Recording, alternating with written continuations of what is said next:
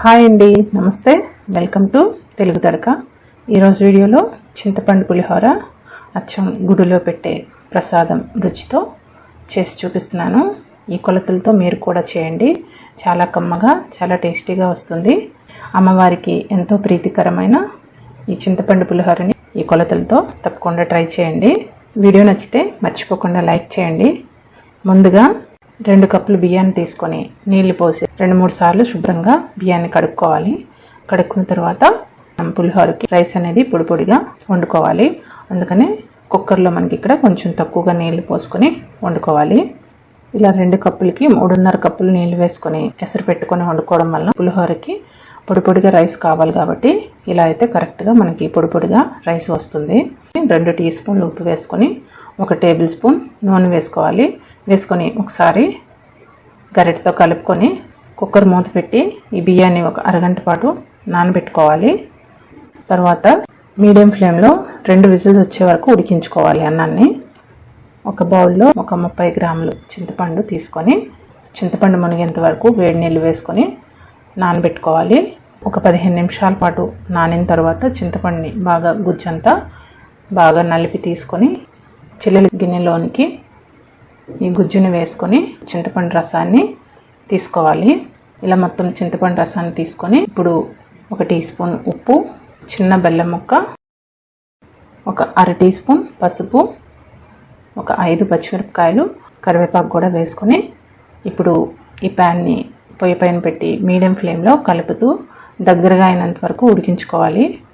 ఇలా చింతపండు గుజ్జుని తీసుకునేటప్పుడు నీళ్లు ఎక్కువగా పోయకుండా వీలైనంత చిక్కగా తీసుకుంటే మనం ఉడికించుకునేటప్పుడు తొందరగా ఉడికించుకోవచ్చు.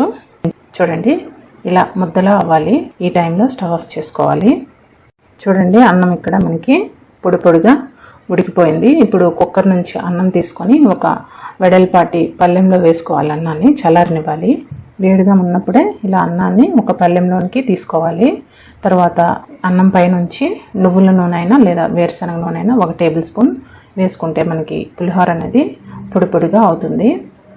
ఇప్పుడు మనం ముందుగా ఉడికించుకున్న ఈ చింతపండు గుజ్జు కూడా వేసుకొని కొంచెం చల్లగా అయిన తర్వాత మొత్తం చేత్తో కలుపుకోవాలి. బాగా మొత్తం అన్నానికి పట్టినట్టు బాగా కలుపుకోవాలి. ఇప్పుడు పులిహోరకి పోపు పెట్టుకుందాం. ప్యాన్లో ఒక 3 టేబుల్ స్పూన్ నూనె వేసుకొని ఒక 1/2 కప్పు వేరుశనగ గుళ్ళు, 1 టేబుల్ స్పూన్ పచ్చిశనగపప్పు, 1 టేబుల్ స్పూన్ మినపగుళ్ళు వేసి ఫస్ట్ వీటిని కలుపుతూ మీడియం టు లో ఫ్లేమ్లో 50% ఫ్రై అయినంత వరకు వేయించుకోవాలి.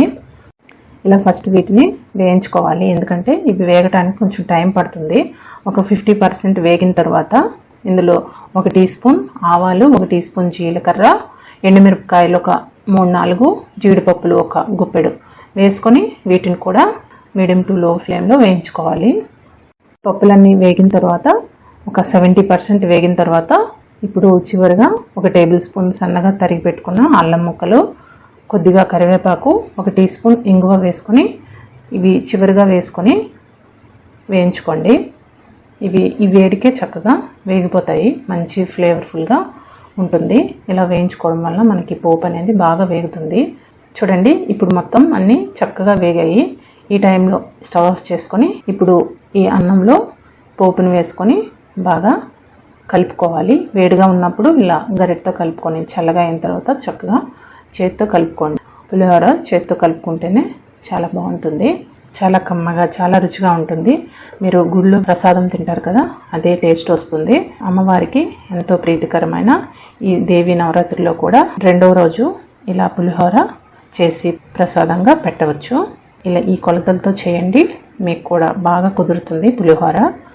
వీడియో నచ్చితే లైక్ చేయండి, షేర్ చేయండి, సబ్స్క్రైబ్ చేయడం మర్చిపోవద్దు. Thank you so much for watching. Bye.